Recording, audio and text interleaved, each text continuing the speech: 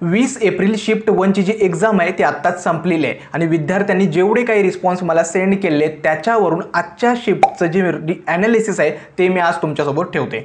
पहिली गोष्ट म्हणजे काय, आजच्या या शिफ्टमध्ये फिजिक्स कसं होतं, केमिस्ट्री मॅथमॅटिक्सची डिफिकल्टी लेवल काय होती हे एक्सप्लेन करणार आहे। दुसरी गोष्ट आहे म्हणजे काय, मॅथमॅटिक्स आणि केमिस्ट्रीमध्ये अशा काही इम्पॉर्टंट गोष्टी आहेत ज्या त्यांनी विचारल्या होत्या ते एक्सप्लेन करणार आहे। आणि तिसरी आणि सगळ्यात इम्पॉर्टंट गोष्ट म्हणजे काय, अपकमिंग ज्या शिफ्ट आहेत 21 एप्रिल ते 27 एप्रिल याच्यामध्ये तुम्हाला काय प्रिपरेशन केली पाहिजेत, आजच्या या शिफ्ट्समध्ये मार्क्स वर्सेस पर्सेंटेज कसं व्हॅरी होऊ शकतं, त्याच्यानंतर आजच्या या शिफ्टमध्ये सेफ स्कोर काय असणार आहे, या सगळ्या गोष्टी मी आजच्या व्हिडिओमध्ये एक्सप्लेन करणार आहे। तर सगळ्यांना नमस्कार, मी संदीप मिलके। व्हिडिओला सुरुवात करण्याआधी दोन गोष्टी सांगायच्या आहेत। पहिली म्हणजे काय, तर चॅनलला नक्की सबस्क्राइब करा। हे यासाठी सांगतोय कारण का पूर्ण तुमची बाळांनो ॲडमिशन प्रोसेस होईपर्यंत म्हणजे स्पॉट राऊंड संपेपर्यंत ही कॅप ॲडमिशन प्रोसेस रिलेटेड जेवढा काही कंटेंट आहेत, व्हिडिओ आहेत, ते सगळे मी या चॅनलवरती अपलोड करत असतो। त्यामुळे सगळे व्हिडिओ तुमच्यापर्यंत पोहोचतील, त्यामुळे चॅनलला नक्की सबस्क्राइब करा। आणि दुसरी गोष्ट म्हणजे काय, डिस्क्रिप्शन बॉक्समध्ये मी व्हॉट्सॲप ग्रुप दिले आहेत, त्यांना नक्की जॉईन व्हा। तुमच्या शिफ्टनुसार तुमची एक्झाम कशी होते ते सगळे फीडबॅक जसे माझ्याकडे येतात ना ते ॲनालिसिस करून मी तुमच्यासमोर मांडत असतो। तर सुरुवात करूया आजच्या नवीन व्हिडिओला।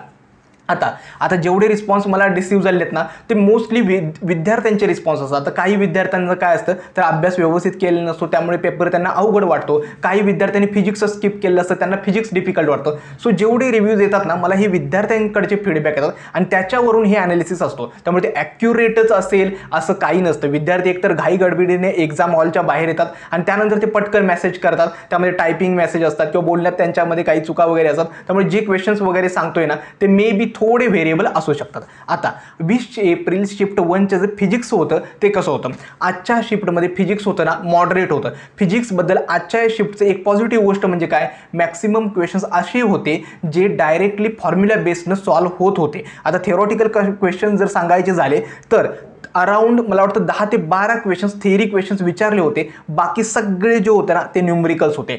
स्पेसिफिकली जे होते ना, ज्या विद्यार्थ्यांनी 2 वर्षाचे PYQ सॉल्व्ह केलेत, व्यवस्थित कन्सेप्ट माहिती आहेत, त्या विद्यार्थ्यांना आजचा फिजिक्सचा पेपर आहे ना तो व्यवस्थित सॉल्व्ह झाला होता। विद्यार्थ्यांचं बोलणं हे होतं की जर मी PYQ सॉल्व्ह केले आणि व्यवस्थित फिजिक्सचं रिव्हिजन केले, प्रॅक्टिस केले तर अराउंड 30 क्वेश्चन्स होते ना ते सॉल्व्ह करण्यासारखे होते। त्यामुळे पॉझिटिव्ह गोष्ट काय, मुलांना डायरेक्टली फॉर्म्युला बेस्ड फिजिक्सचे क्वेश्चन्स दिसले। आता ज्या मुलांनी स्किप केले त्यांच्यासाठी फिजिक्स थोडं डिफिकल्ट नक्कीच होतं, मात्र ओव्हरऑल फिजिक्सची डिफिकल्टी आहे ना ती मॉडरेटच होती।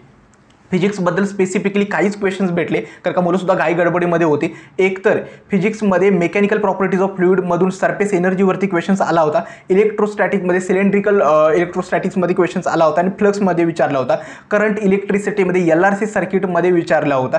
हे काही क्वेश्चन्स आहेत। आता फिजिक्सबद्दल खूप कमी क्वेश्चन्स वगैरे मला मिळाले। ओव्हरऑल जर डिफिकल्टी बघाल ना तर फिजिक्स मॉडरेट होतं। सेकंड आहे तो आपला केमिस्ट्री आजच्या शिफ्टचं ॲज युजल जे लास्ट 2 शिफ्ट्सपासून होते केमिस्ट्री खूप इझी आलो होतं असं मुलांचं म्हणणं होतं। केमिस्ट्री जर व्यवस्थित अटेम्प्ट केले तर 30 ते 35 मिनिटांमध्ये केमिस्ट्रीचे 50 क्वेश्चन्स मुलांनी अटेम्प्ट केलेत।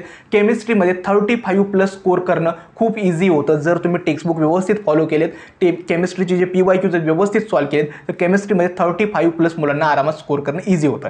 केमिस्ट्रीमध्ये जर बघाल तर कोणकोणते क्वेश्चन्स विचारले होते, एकतर फिजिकल केमिस्ट्रीमध्ये डेन्सिटीबद्दल विचारलं होतं, सॉल्युबिलिटी विचारलं होतं आणि मासमधला एक फॉर्म्युला विचारला होता। त्याच्यानंतर रिॲक्शन्स सांगायचं झाल्या तर रिॲक्शन्समध्ये त्यांनी सँडमेअर्स रिॲक्शन्स विचारली होती, त्यानंतर विलियमसन सिंथेसिस ऑफ इथर याच्यावरती क्वेश्चन्स आला होता आणि गेटरमॅन कोश रिॲक्शन्सवरती क्वेश्चन्स आला होता। ऑर्गॅनिक केमिस्ट्रीमध्ये जेवढ्या नियम रिॲक्शन्स आहेत ना त्याच्यावरती 2 ते 3 क्वेश्चन्स आले होते आणि इम्पॉर्टंट होते, त्यामुळे ते तुम्ही आता जे अपकमिंग शिफ्टचे विद्यार्थी आहेत त्यांनी नक्की फॉलो करा। आणखी एक सांगायचं आहे, फिजिकल केमिस्ट्रीमध्ये जे न्यूमरिकल्स होते ना सगळे सिम्पल होते। मुलांचं म्हणणं होतं जर तुम्हाला फॉर्म्युलाज येत असेल ना तर डायरेक्टली व्हॅल्यूज पुट करून सगळे सॉल्व्ह होत होते। केमिस्ट्री जास्त टाइम कन्झ्युमिंग पण नव्हतं, व्यवस्थित 30 ते 35 मिनिटांमध्ये ते डुएबल होतं। फक्त काय तर केमिस्ट्रीमध्ये ज्या सगळ्यात टफ जो पार्ट असतो लाईक इनऑर्गॅनिक केमिस्ट्रीमध्ये त्याच्यामध्ये 1-2 क्वेश्चन्स होते ते जिथे तुमच्या सिली मिस्टेक्स होऊ शकतात। आता मॅथमॅटिक्सबद्दल सांगायचं आहे, मॅथ्स आजच्या शिफ्टचं मॉडरेट टू लेंदी होतं, म्हणजे जास्त पण डिफिकल्ट नव्हतं, मात्र ते लेंदी होतं। भरपूर मुलांचा रिस्पॉन्स मला हा मिळाला की क्वेश्चन्स दादा होत होते, व्यवस्थित सॉल्व्ह करते, परंतु कॅल्क्युलेशन्स इतकी लेंदी होती ना की त्याच्यामध्येच खूप टाइम कन्झ्युमिंग होत होता। आता आजच्या शिफ्टमध्ये मॅथ्सबद्दल सांगायचं आहे तर मॅथमॅटिक्समधले मोस्टली जे इंटिग्रेशन पार्ट आहे त्याच्यामधले क्वेश्चन्स थोडी जरा करण्यासारखे होते, लाईक ते सॉल्व्ह होत होते. लाईक जर तुम्ही PYQ सॉल्व्ह केलेत तर क्वेश्चन्स जमण्यासारखे होते. डिफिकल्ट क्वेश्चन्स कुठून आला होता तर LPB मधला जो ग्राफचा जो क्वेश्चन्स होता ना तो थोडा एक क्वेश्चन त्यांनी डिफिकल्ट विचारला होता जो मागच्या 2 शिफ्टमध्ये आला नव्हता, थोडा ट्रिकी क्वेश्चन्स होता. त्याच्यानंतर मॅट्रायसिसमधून त्यांनी ट्रान्सपोज आणि A इनव्हर्सचा एक क्वेश्चन्स विचारला होता ज्याच्यामध्ये मॅट्रिक्स दिलं होतं 1 tan x -tan x आणि -1 अराउंड असा काहीतरी क्वेश्चन्स होता तो त्यांनी विचारला होता. वेक्टर्सचे 3 क्वेश्चन्स आले होते, लाईन अँड प्लेनचे सुद्धा 3 क्वेश्चन्स होते. वेक्टर्स आणि लाईन अँड प्लेनचे कंपॅरेटिव्हली मॉडरेट क्वेश्चन्स होते, मात्र टाइम कन्झ्युमिंग होते. आणि डिफरन्शिएशन आणि इंटिग्रेशनचे मॅक्सिमम क्वेश्चन्स दिसत होते. मला म्हणत होते की डिफरन्शिएशन आणि इंटिग्रेशनचा जो कॅल्क्युलसचा पार्ट आहे अराउंड 20 क्वेश्चन्स त्याच्यावरूनच दिसत होते. मात्र मॅथमॅटिक्स आजचं सगळ्या मुलांचं म्हणणं होतं की टाइम कन्झ्युमिंग नक्कीच होतं.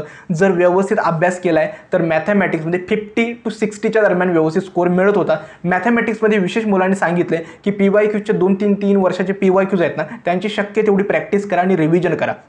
मॅथमॅटिक्सबद्दल एक सांगायचं आहे, जे अपकमिंग शिफ्ट्स आहेत ना क्वेश्चन्स बाळांनो चूज करायला शिका. आजच्या सुद्धा शिफ्टमध्ये मुलांनी चुका काय केल्या तर जे क्वेश्चन्स वाटत होते की सॉल्व्ह होत आहेत ते सॉल्व्ह करण्यामध्येच इतका वेळ गेला की ते 50 क्वेश्चन्सपर्यंत पोहोचू शकत नव्हते, अशी काही मुलांचे रिस्पॉन्स आहेत. त्यामुळे मॅथमॅटिक्ससुद्धा मॉडरेट टू लेंथीच येणार आहे, मात्र ते डुएबल आहे. जर तुम्ही व्यवस्थित प्रॅक्टिस केली ना ते होऊ शकतं बाळांनो. आता येतो आजच्या शिफ्टचा सेफ स्कोर आणि मार्क्स वर्सेस पर्सेंटाईल. आजच्या शिफ्टची जी ओव्हरऑल डिफिकल्टी आहे ती मॉडरेटच वाटते मला. मॅथ्स थोडं आलं होतं परंतु शिफ्ट मॉडरेट होती. सेफ स्कोर मला वाटतं 100 to 110 मार्क्स हा तुमचा या शिफ्टचा सेफ स्कोर असणार आहे. फिजिक्समध्ये अराउंड मला वाटतं की 30+ आरामात 30 क्वेश्चन्स तरी सॉल्व्ह होत होते. केमिस्ट्रीमध्ये 35 आरामात होत होते. मॅथमॅटिक्स थोडं डिफिकल्ट गेले त्यामुळे 50 to 60 क्वेश्चन्स होत ते मार्क्स स्कोर करणं इझी होत होतं. या शिफ्टमध्ये 95 पर्सेंटाईल मला वाटतं की 105+ मार्क्सवरती मिळू शकतं आणि 90 पर्सेंटाईल 95 to 100 मार्क्सच्या दरम्यान मिळू शकतं. आय होप तुम्हाला हे ॲनालिसिस समजलं असेल. आणखीन पुन्हा एकदा सांगतोय, हे जे क्वेश्चन्स असतात किंवा जे ॲनालिसिस असतात हे मला विद्यार्थ्यांकडून मिळालेले रिस्पॉन्स आहेत. याच्यामध्ये विद्यार्थ्यांना कसा वाटला पेपर आता ते प्रत्येकाचं इंडिव्हिज्युअल मतच आहे, त्याच्याकडून मी हे ॲनालिसिस तुमच्यासमोर प्रेडिक्ट करत असतोय. ते काही एक्झॅक्टली नसतं ठीक आहे. आणि क्वेश्चन्समध्ये पण काय होतं की काही विद्यार्थी घाई गडबडीमध्ये एक्झाम हॉल बाहेर पडतात, त्यामुळे ते घाई गडबडीमध्येच मला क्वेश्चन सांगतात, त्यानुसार मी हे ॲनालिसिस तुमच्यासोबत ठेवलेलं आहे. आय होप तुम्हाला आजचा हा व्हिडिओ समजला असेल. चॅनलला नक्की सबस्क्राईब करा, कारण का पूर्ण पुढच्या अपकमिंग शिफ्टचं ॲनालिसिस, तुमची रिस्पॉन्स शीट, तुमचा रिझल्ट, पूर्ण कॅप राऊंड प्रोसेस या चॅनलवरती कव्हर होणार आहे. आजचा हा व्हिडिओ मी येथेच थांबवतो. धन्यवाद.